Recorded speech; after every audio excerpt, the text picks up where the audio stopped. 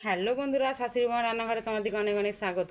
দেখো আজকে আমি ডিমের একটা রেসিপি করে শেয়ার করে তোমাদেরকে দেখাবো। তোমরা প্রথম থেকে শেষ পর্যন্ত পুরো রেসিপিটা দেখবে।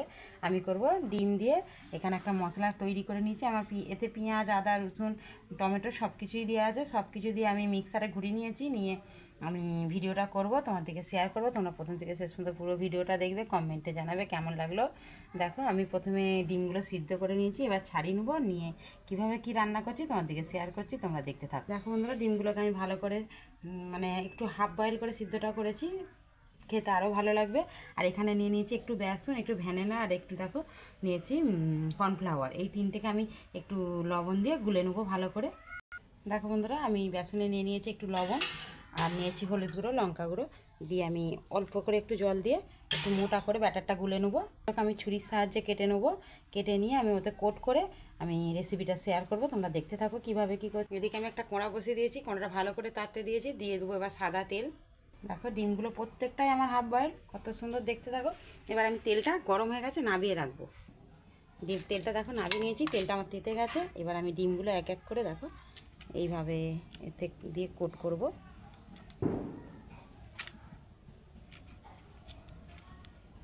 দিয়ে তেলেতে এইভাবে ছেড়ে দেবো। এইভাবে আমি সমস্ত ডিমগুলো কোট করে নিয়ে ভেজে নিয়ে তোমাদেরকে আবারও শেয়ার করবো। তোমরা শুধু দেখতে থাকো ভিডিওটা, আর কমেন্টে অবশ্যই জানাবে আমার এই রেসিপিটা তোমাদের কেমন লেগেছে।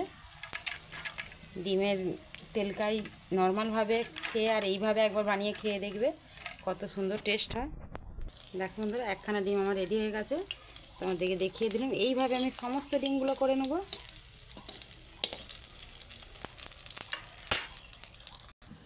দেখো বন্ধুরা, সমস্ত ডিমগুলোই আমার ভাজা হয়ে এসছে, দেখতে কত সুন্দর কালারফুল হয়েছে। দেখো তোমরা এইভাবে চায়ের সঙ্গেও খেতে পারো, আর আমি এটা তেলটাই করে দেখাবো, ভাতের সঙ্গে খাওয়া হবে রেসিপিটা।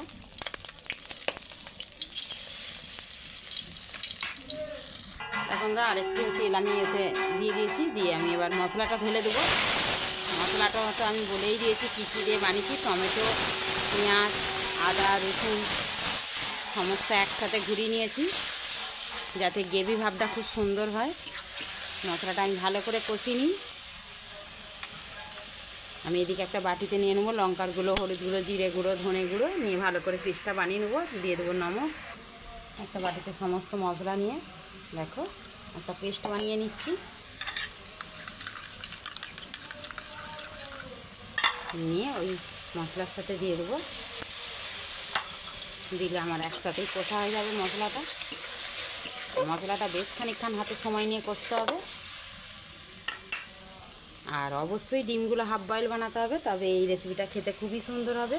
দেখো বন্ধুরা, মশলাটা আমার সুন্দর করে ফুটে গেছে। দিয়ে দেবো টমেটো সস।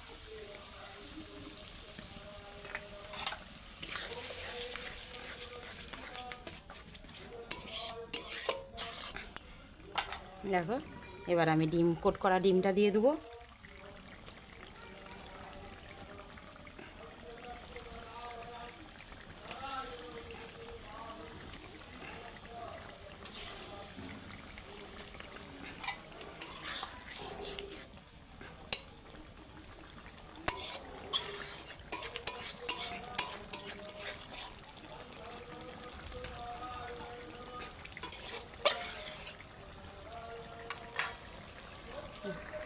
দেখো বন্ধুরা, একদম রেডি হয়ে গেছে, কত সুন্দর দেখতে হয়েছে, খেতেও খুবই সুন্দর। তোমরা এইভাবে হাফ বয়েল ডিমের